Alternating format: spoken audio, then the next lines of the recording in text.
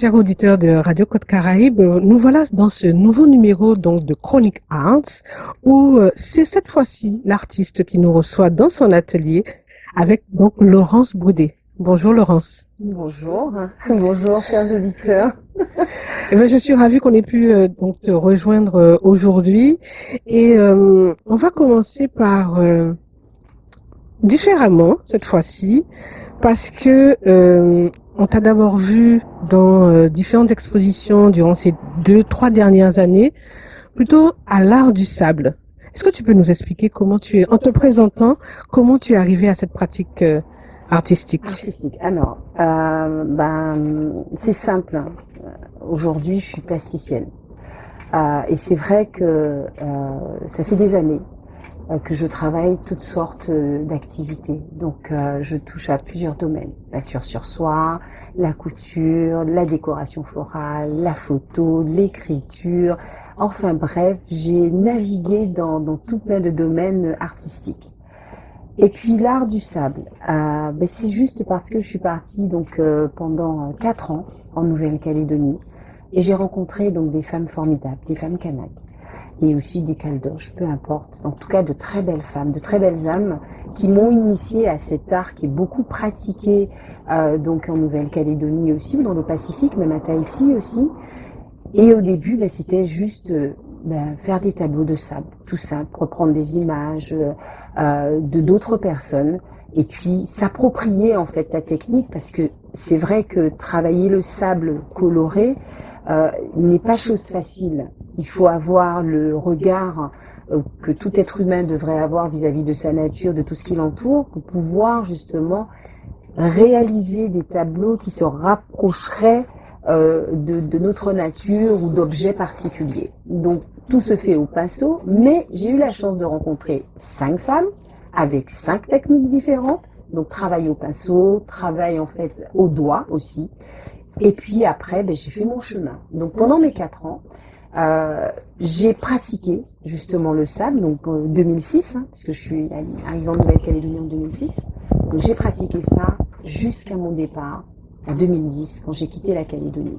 Alors, avant que tu abordes vraiment cette histoire et cet apprentissage, je vais revenir à ce qu'on constate au niveau de plusieurs artistes, c'est vie professionnelle et vie artistique sont 2 mondes complètement différentes.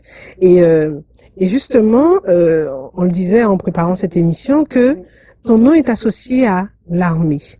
Oui. Donc, je voudrais qu'on revienne à ce parcours avant qu'on arrive à cette pratique. Alors, en effet, j'ai intégré donc le ministère de la Défense, parce que c'est comme ça qu'il s'appelait, en 1993. J'ai quitté la Guadeloupe, je suis partie donc en métropole, j'ai passé des concours et j'ai réussi à intégrer le ministère des Armées. Donc j'ai fait mon petit chemin, 1993, différentes affectations en métropole et ne voilà-t-il pas qu'en 2003, je suis affectée en fait au commandement de la gendarmerie de Saint-Claude en tant que secrétaire particulière du COMGEND. Donc j'ai fait mon petit bonhomme, 2003-2006, je rencontre donc le père de mes enfants, donc mon ex-mari que je n'arrêterai jamais de remercier parce que l'artiste que je suis aujourd'hui, c'est aussi grâce à lui en partie, puisqu'il m'a offert l'opportunité de partir en Nouvelle-Calédonie. Donc ça a été ma pause professionnelle de 2006 jusqu'à 2010. Vous voyez, donc ça a été un voyage, voilà. Mais ma profession, en fait, pendant tout ce laps de temps, je ne faisais pas grand-chose. Il fallait que je me fasse ma carrière professionnelle, que j'assoie un petit peu aussi la sécurité de ma famille et que j'évolue dans un monde totalement différent parce que l'armée, vous savez, c'est très droit, très carré et je crois que on a besoin de ça aussi, du côté un peu rectitude, où les choses sont bien organisées. J'ai toujours été quelqu'un de très bien organisé, donc ce qui fait que être au ministère des Armées n'a été une surprise pour personne. Mais j'ai pas voulu porter l'uniforme, donc je suis un peu rebelle aussi de temps en temps, donc voilà. Mais bon, j'ai intégré ce ministère qui m'a formée, qui a formé la femme que je suis, en tout cas sur la partie réalisation professionnelle. J'ai fait mon petit bonhomme de chemin et ne voilà-t-il pas qu'aujourd'hui, je suis l'assistante du coordonnateur militaire de Guadeloupe. Alors ça va peut-être un peu long pour vous, la chargée de communication des forces armées aux Antilles en Guadeloupe et le micro d'or, c'est-à-dire la voix qu'on entend lors des cérémonies officielles, donc 14 juillet, 11 novembre, voilà. Donc je suis effectivement au ministère des Armées, mais j'ai envie de vous dire que c'est bien d'être dans la rectitude, c'est bien. Il faut des exutoires, il faut qu'on décroche. Et ma plus belle façon de décrocher, ça a été justement, et ça a été cette pause pendant 4 ans qui m'a permis d'avoir cet exutoire. Sortir du côté carré et lâcher mes cheveux, me lâcher, et voilà. Alors justement, maintenant on a compris dans quel univers tu évolues, à la fois, tu l'as dit, hein, cette attitude et très certainement cette discipline qui te permet aussi de créer, tu nous le diras tout à l'heure.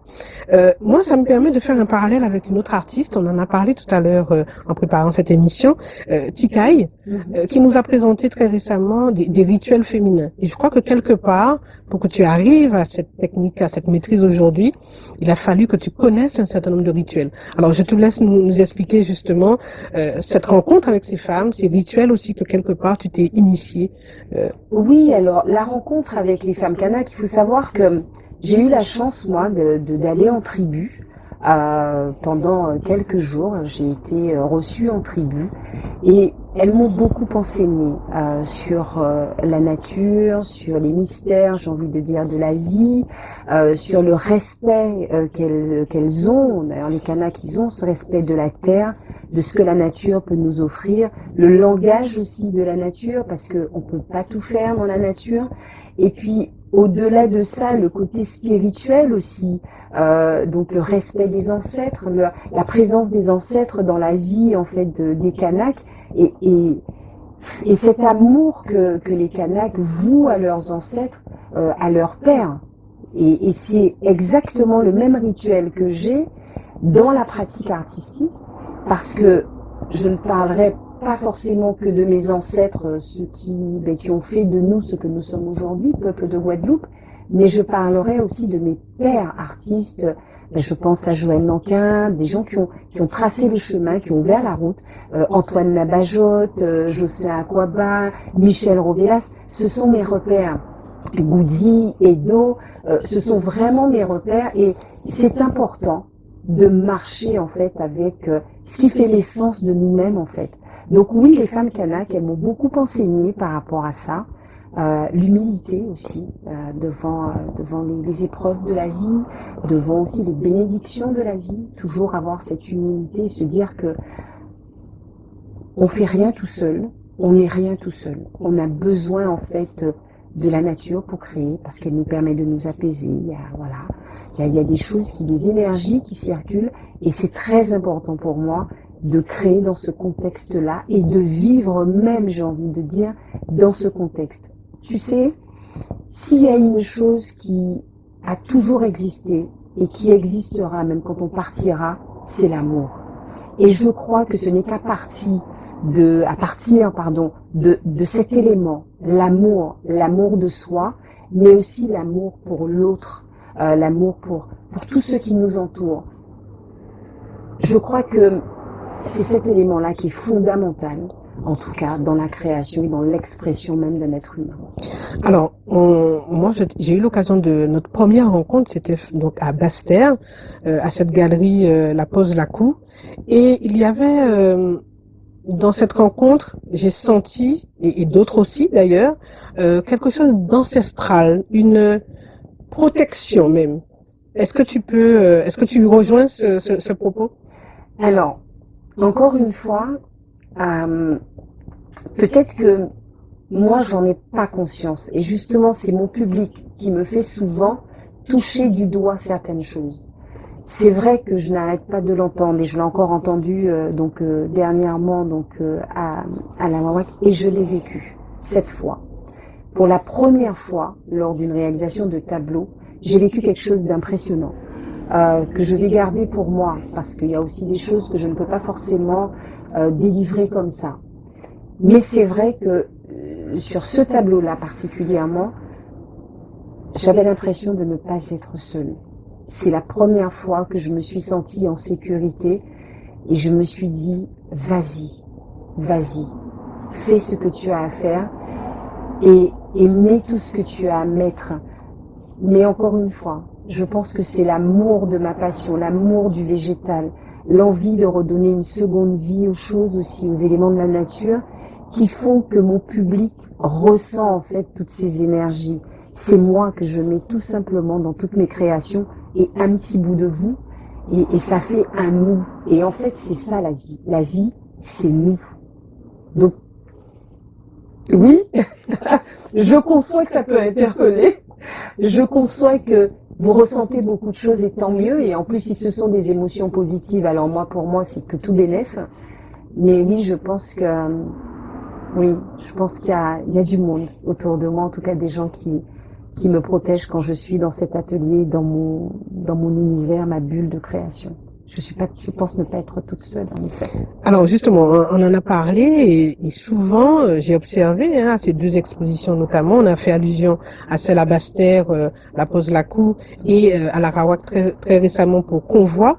En regardant tes œuvres, ça nous parle, ça nous interpelle, et j'ai eu l'occasion d'observer que au point où ça dérange, et à se demander, comme on faisait allusion à l'instant, qu'il y a une force, qu'il y a une puissance, même j'ai envie de dire un esprit, que certaines peut-être n'arrivent même plus à supporter, ils sont obligés de sortir de la salle d'exposition, sans pouvoir l'expliquer d'ailleurs. Comment toi, justement, on en a parlé brièvement à l'instant, mais comment toi tu expliques cette énergie, cette force qui se dégage de tes œuvres? Alors, c'est simple. Je veux, au sein de mes œuvres, promouvoir en fait notre histoire, notre culture, qu'on puisse pas oublier les gestes ancestraux qu'avaient nos ancêtres, nos aînés, nos mamies. Et je pense que c'est peut-être tout ça qui réveille en fait qui éveille en tout cas certaines choses chez l'autre, en tout cas chez vous et chez moi aussi maintenant. Parce que mes ancêtres, ils sont avec moi. Faut pas oublier d'où on vient. On est un peuple, j'ai envie de dire, dernièrement sur Guadeloupe Première, je le disais, on peut comparer le Guadeloupéen au planteur, la boisson qu'on aime beaucoup, parce que dans le planteur, il y a la goyave, l'ananas, le fruit de la passion, et puis d'autres arômes qu'on rajoute. Nous, Guadeloupéens, on a un bout de l'Afrique, un bout de l'Inde, un bout des Européens. Je peux pas renier, moi, ma descendance. Enfin, oui, ma descendante. Je suis descendante du moins de Normands, de Bretons. Je viens des Saintes. Bridé, c'est les Saintes. Donc un territoire qui a été conquis par tous ces gens-là, d'Africains parce que ils ont été déportés, mais ils sont arrivés avec leur amour, leur richesse, et on les a, certaines fois coulés. Ils sont là dans nos eaux. Donc faut penser à tous ces gens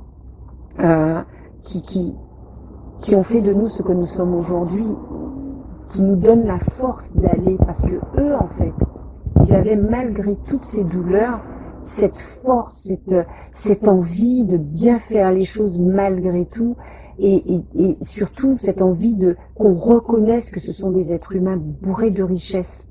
Donc, oui, je pense souvent à mes ancêtres quand je crée, parce que je sais, vous voyez, j'ai créé des totems sur bois de flamboyant, mais j'utilise le bambou. Mes ancêtres allaient s'asseoir sur le bambou. Le manguier, on a souvent tendance à enlacer les arbres. Et je sais que il y a des arbres, il y a dans la nature en fait, il y a un petit bout de mes ancêtres. Et dans la promotion de la culture de notre patrimoine, il y a mes aînés. Les cuisinières, elles sont représentées par les cuillères que j'ai créées donc depuis l'an dernier. Les pêcheurs avec mes rames, mes écailleurs de poissons. Le tambour est très présent aussi dans mes créations. Et ces tambours sont pas créés par moi. Je fais appel à d'autres artisans de Guadeloupe parce que ce sont nos créations. Il faut que chacun ait sa place. Donc dans mes créations, en effet, on pourrait dire qu'il y a la place de mes ancêtres et la place de mon peuple qui est encore vivant. Donc tout ça, je sais pas comment vraiment vous expliquer, mais à mon public, quand je dis vous, c'est mon public, forcément, je sais pas comment vous l'expliquer. Tout ce que je peux vous dire, c'est que Oui, quand je crée, j'ai une forte pensée pour mes ancêtres, parce que c'est grâce à eux que nous sommes ce que nous sommes aujourd'hui, et on se doit de les vénérer, on se doit d'adopter des postures positives pour la construction de notre pays, de notre construction même, parce qu'ils avaient la dignité, ils avaient la valeur du travail malgré tout. Donc c'est peut-être pour ça, ils sont là. Alors justement, avant qu'on aborde la deuxième partie de l'émission, où là on va regarder de plus près tes créations, à la fois un tableau et un totem, pour ceux qui te caractérisent. Mais je voulais que, dans un court instant, on puisse revenir justement à ce travail que tu as pu faire aux côtés de ces femmes. Alors, sans tout dévoiler, hein, puisque tu l'as dit tout à l'heure, tu as des petites choses que tu gardes pour toi. Mais pour qu'on puisse bien comprendre ce cheminement, je voudrais que tu puisses nous décrire un petit peu ces étapes, parce que ça s'est fait petit à petit pour que vous vous apprivoisiez, hein, aussi bien ces femmes que toi par rapport à l'univers. Donc justement, je voudrais que tu puisses nous en dire quelques mots. Alors, c'est simple. Quand je suis partie en Nouvelle-Calédonie, j'étais en congé parental. Donc, en Nouvelle-Calédonie, il y avait donc des ateliers qui se déroulaient avec des femmes de militaires et tout. Mais bon, moi, c'était pas ça qui m'intéressait. Moi, ce qui m'intéressait, c'était aller au contact de la population non kanak. C'était ma quête. Et je me suis retrouvée dans les maisons de quartier. Donc, dans ces maisons de quartier, eh bien, vous savez, on arrive sur une natte, on se pose, et tu sais, on échange, comme toi et moi, on échange là, on échange avec les femmes. Donc au début, elles sont un peu sceptiques parce que les Kanaks, ce sont des gens qui n'ouvrent pas comme ça leur porte. Il faut d'abord qu'ils s'inquiètent de savoir qu'ils ont en face d'eux. Et c'est marrant, moi, quand je suis arrivée, on m'a prise pour une fille de Lifou. Donc forcément, j'étais déjà bien accueillie. L'enfant du pays. L'enfant du pays. Et puis moi, je suis arrivée, je me suis adaptée au territoire, ma robe popinée, mes claquettes, parce que c'est comme ça, pendant 4 ans, ça a été ça, les robes cool, les claquettes, pas de prise de tête, pas de maquillage, pas de, il faut faire attention à.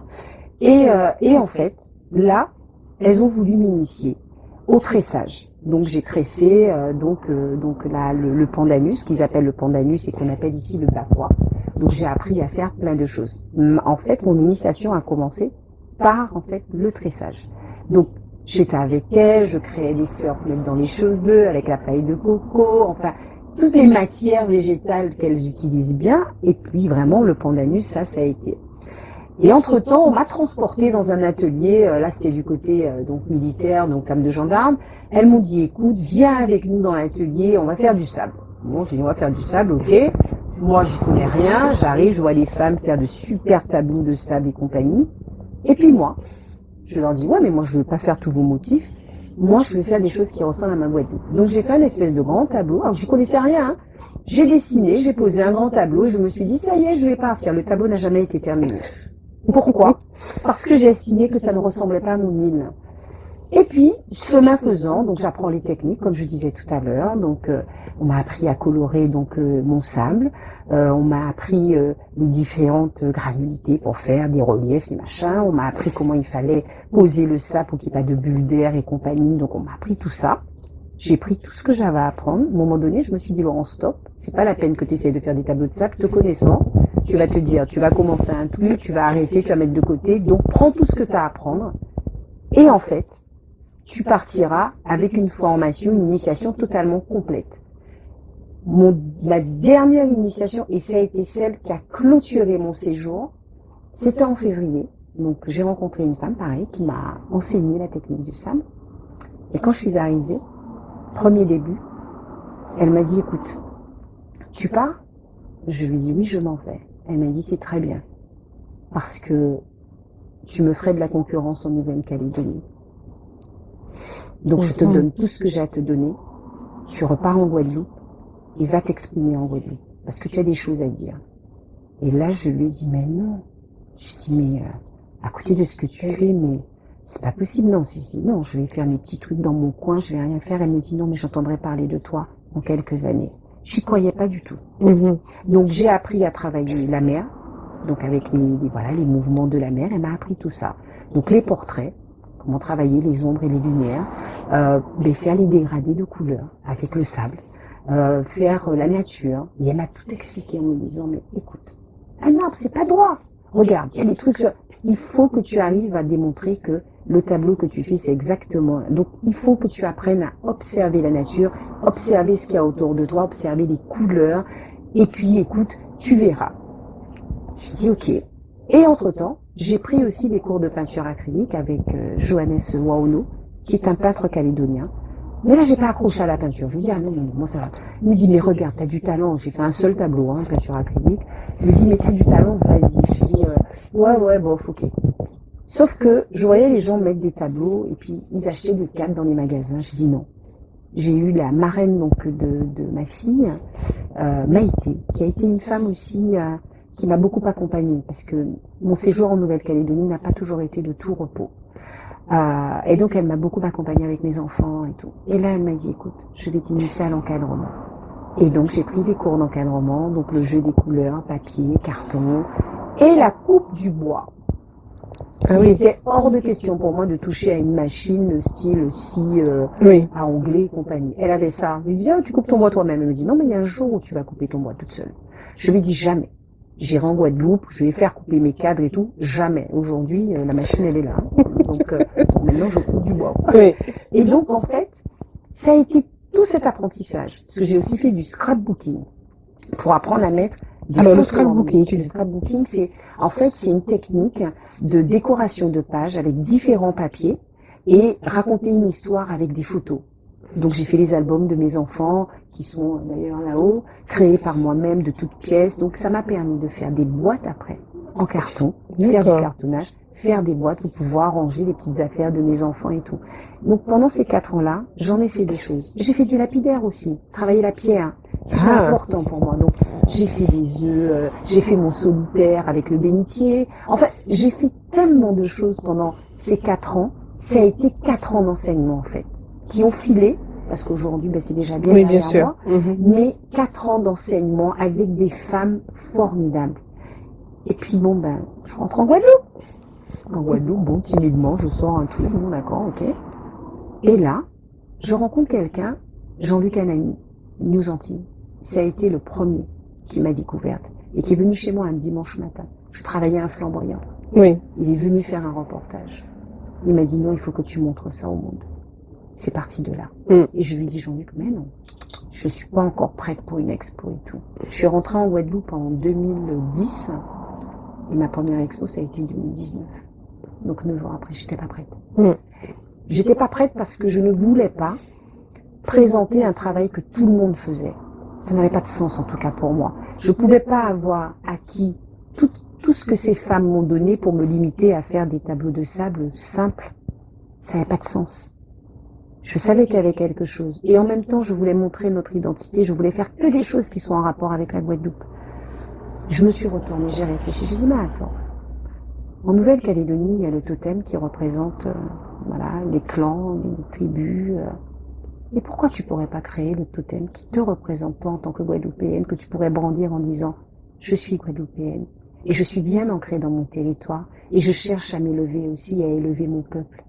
Emmener mon peuple vers le meilleur, en tout cas. J'ai pas la prétention de pouvoir de régler tous les problèmes qu'il y a. Bien sûr. Mais au moins essayer de montrer au peuple que quelque chose de différent il faut qu'on existe. s'accroche, à quelque chose qui nous appartienne, qu'on arrête de prendre des choses qui viennent de droite et de gauche, qu'on arrive à trouver quelque chose. Et en fait, c'est tout simple. J'ai trouvé le totem. Mais avant de trouver le totem, ça a été une belle histoire. Parce que j'ai eu l'appel de la nature. La nature m'a appelé. Et je me suis retrouvée un jour, en fin d'après-midi, sous des bambous. Le bambou m'a appelé. Et c'est comme ça que j'ai commencé à travailler le bambou. Il fallait que j'encadre des tableaux. Mais je ne voulais pas non plus que les encadrements coûtent trop cher, en fait, à mon public. Je me suis dit, comment tu vas les encadrer? Écoute, il y a plein de palettes et tout. Essaye-toi la palette. Et j'ai commencé à travailler mes cadres avec de la palette. 2 éléments qui m'ont appelé. Le bois et le bambou. Ce sont les 2 premiers. Et depuis, j'ai eu un 3e élément qui est rentré en jeu. Le rejet du palmier royal. Il m'a appelé. Je dis, ok, d'accord. Je vais faire quoi avec ça? Non. Et là, est venu le totem. Et est né le totem. Alors, le totem est sorti, pour tout vous dire, en 2018. Après une période très compliquée où J'ai passé un cap très difficile avec un de mes enfants, d'ailleurs, que j'ai failli perdre. Et le totem est né de là. Il a fallu que je trouve quelque chose pendant cette période difficile, non seulement de séparation, et aussi de problématiques d'enfants, et aussi au travail, il a fallu que je trouve quelque chose. Et l'idée, ça a été... À un moment donné, c'est paru comme une évidence. Comme une évidence. Crée ton totem et mets tout ce que tu as à mettre dedans. Et ça va être celui-là qui va te montrer la voie, le chemin, et qui va te rappeler que malgré toutes les difficultés, tu as une force, ma chère. J'ai été puisée. Et le totem, c'est pour ça qu'aujourd'hui, c'est aussi ma signature. Donc, c'était un totem tout simple, hein, un morceau de bois. Hein? Alors justement, on va le découvrir avec les auditeurs de Radio Côte Caraïbe dans un moment, hein, parce qu'on va passer à cette deuxième partie où là justement tu as choisi un totem et aussi un tableau assez impressionnant. Donc où tu vas nous guider justement dans cet apprentissage pour lire ta technique. Donc restez connectés sur Radio Côte Caraïbe dans un moment. Laurence Brudé nous en dit plus sur sa technique. À tout de suite.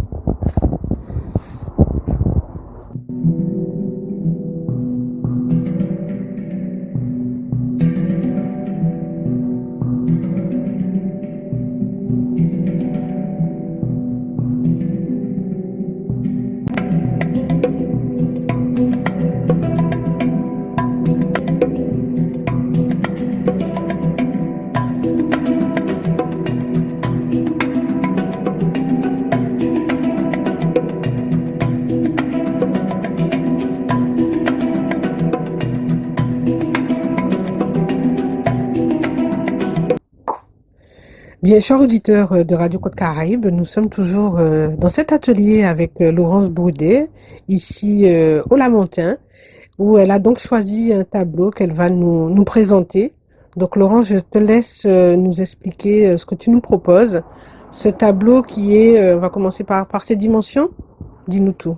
Alors, ce tableau est un tableau encadré, parce que comme je l'ai expliqué tout à l'heure, je réalise mes cadres. Donc, il est d'abord encadré en bois, avec des insertions donc dans le cadre et rajout de graines de savonnette dans les petits nids, ce que j'appelle le petit nid, parce qu'on vient d'un nid, hein. On met une graine qui naît dans un petit nid. Donc c'est représenter un petit peu la nativité, représenter voilà cette gestation, donc de l'humain, quoi, en fait. Tout à fait. Donc ensuite vous verrez que c'est un tableau qui est posé sur une matière que je travaille beaucoup et que vous avez pratiquement tous chez vous, qui est le polyphane, puisque le sable il s'autocolle avec cette matière-là. Donc je couvre le fond de mon tableau donc avec du sable, et je laisse toute la partie pour représenter, parce que résiliente représente en fait la femme berceau de l'humanité, mais la femme aussi qui a traversé aussi ses épreuves. Donc le visage de la femme, il est réalisé donc avec du sable. Donc pareil, ce que je disais, la technique du pinceau qu'on trempe dans le sable et qu'on tapote. Et donc on fait les ombres et les lumières donc avec le sable blanc et le sable noir. Alors j'insiste, ce n'est pas du sable de plage, parce qu'il est interdit de ramasser du sable sur la plage. Moi j'ai un respect donc pour la nature. C'est du sable de chantier que je récupère, que je lave et que je colore. À ce sable, à cette technique, je vais rajouter de la feuille de cuivre, de la feuille d'or que je vais poser sur les parties qui m'intéressent. Et pour faire parler l'histoire de ce tableau, ben forcément, il faut que je fasse ressortir des choses. Alors, qu'est-ce que j'y mets? Je mets de la matière végétale. Et là, on découvre effectivement sur un côté du visage, donc de résiliente, on va découvrir des éclats de calebasse, donc les calebasses que personne ne veut, qui sont en train de pourrir dans le jardin. Je les récupère, parce que ma vision, c'est ça aussi, redonner vie en fait aux éléments de la nature. Ma calebasse que j'ai sculptée est là pour représenter en fait les stigmates de la vie de la femme. Alors ça peut être la femme comme l'homme, mais là j'ai choisi en fait la femme. Pour représenter les stigmates, ben, j'ai utilisé et j'ai posé en fait la calebasse. Mais après tout, même si effectivement la femme passe par des caps un peu difficiles, elle a aussi ses réussites. Et elle a aussi, ben, le côté, la femme guadeloupéenne, on aime bien être attifée aussi, avoir nos anneaux, être maquillée, être, voilà. Et ben, elle a en fait son collier j'ai envie de dire, son apparat de plumes, qui sont des plumes en fait de coq et de poule de Guadeloupe. Donc pareil, récupération, j'ai des amis qui élèvent des poules, en plus élevées sur le territoire. Hein. Oui. Donc, ils mangent pollo, ils mangent toute qualité bite. Donc, nos poules et nos coqs ont de magnifiques plumes qui ne bougent pas. Là, cette fois, je n'ai pas peint sur les plumes, je les ai laissées de façon naturelle. Donc, il y a le collier de plumes, des plumes posées une à une. Je ne sais plus combien il y en a parce qu'il y a les petits duvets de la poule, voilà. Mais ça, c'est voilà, elles sont posées une à une. De façon minutieuse. De façon minutieuse pour que, elles-mêmes aussi, elles vivent. Et il faut savoir que les éléments qu'on retrouve dans mon tableau ont pratiquement tous, et je dirais tous, une signification. La plume dans ce tableau va représenter l'envol.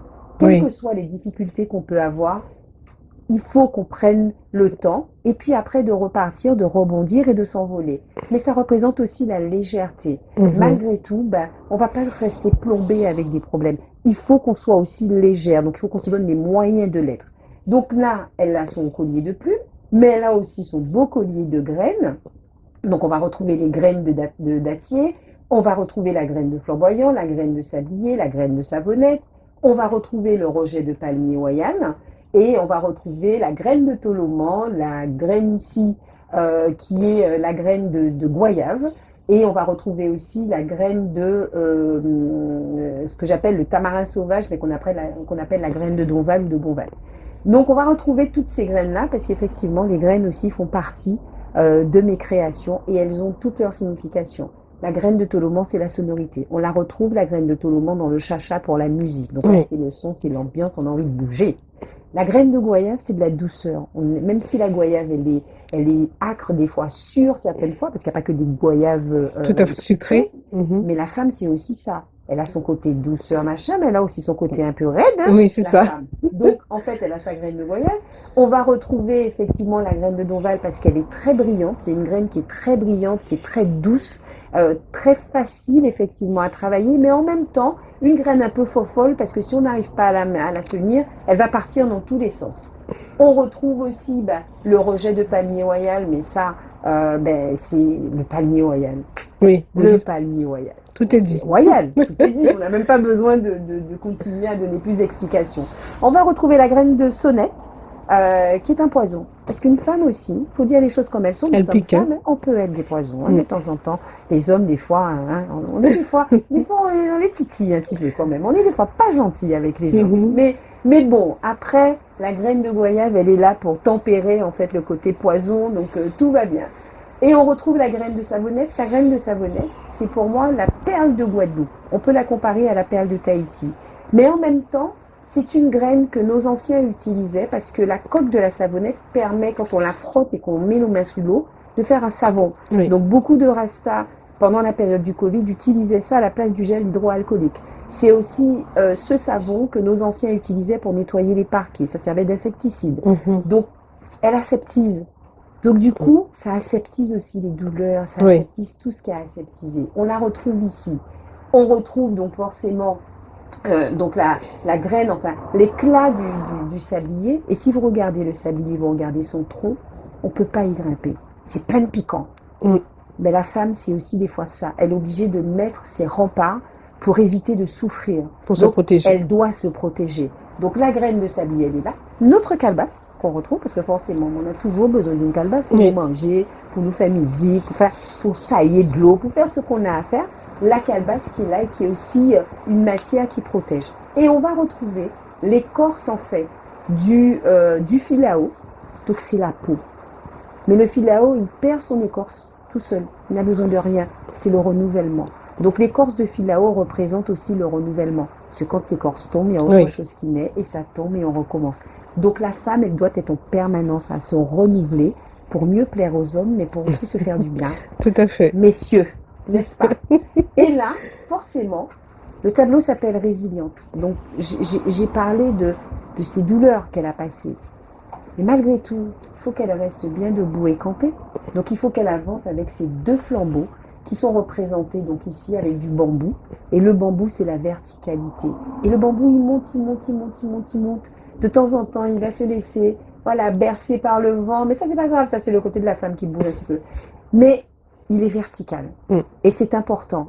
Quelles que soient les difficultés qu'on peut rencontrer dans la vie, c'est garder Elle sa reste droite. verticalité. Il faut qu'on reste droite. Donc résiliente, c'est elle. Mm.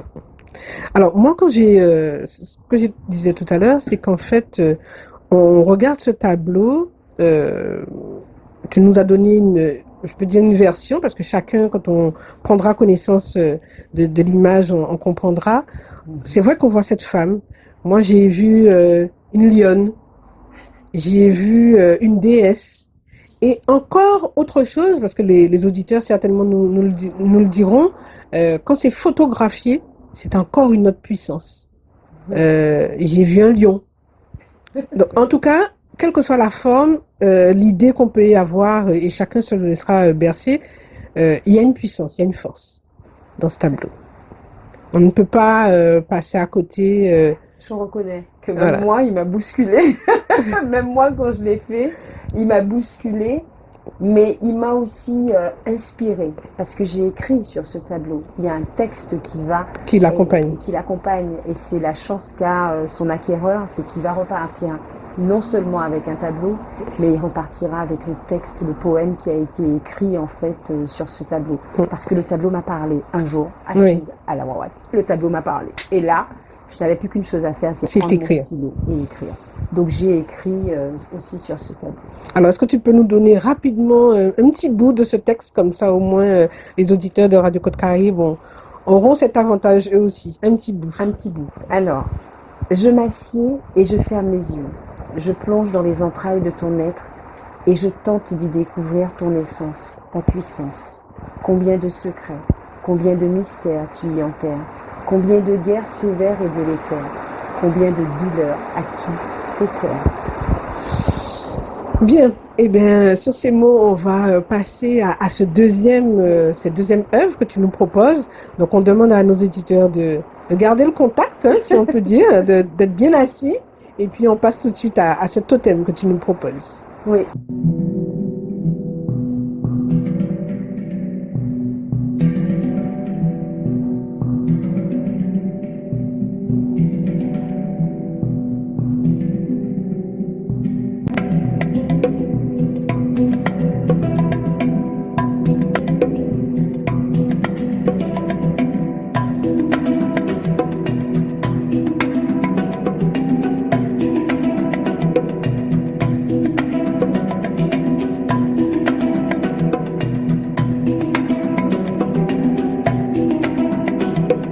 Donc, chers auditeurs de Radio Côte Caraïbe, nous passons maintenant à cette deuxième œuvre, le totem. Donc, Laurence, vraiment, on te laisse nous guider cette fois-ci pour comprendre ce que tu as voulu nous dire au travers de ce totem. Alors, ce totem qui s'appelle Contre vents et marées est un totem en fait qui a deux significations. La première, c'est un clin d'œil en fait à nos pêcheurs. Parce que nous sommes une île entourée de mer et bon, faut pas oublier, je m'appelle Brudé, Saint-Ouen, donc la pêche fait partie de la vie des Saint-Ouen et en tout cas des Iliens de chez nous. Donc là, vous voyez bien que ça représente une rame avec tous les éléments donc de la nature et toujours pareil, la graine de savonnette, mais cette fois, elle représente plus la perle. Donc à Tahiti, les perles, on les trouve dans l'eau de mer. Et bien là, ma graine de savonnette aussi, c'est ma perle guadeloupéenne. Donc c'est notre perle. On va retrouver donc les fonds, donc forcément la couleur bleue, puisqu'on est dans les fonds marins, dans les profondeurs. Et rappelez-vous, chers auditeurs, ce que je vous ai dit tout à l'heure, j'ai un petit clin d'œil à mes ancêtres qui ont été coulés.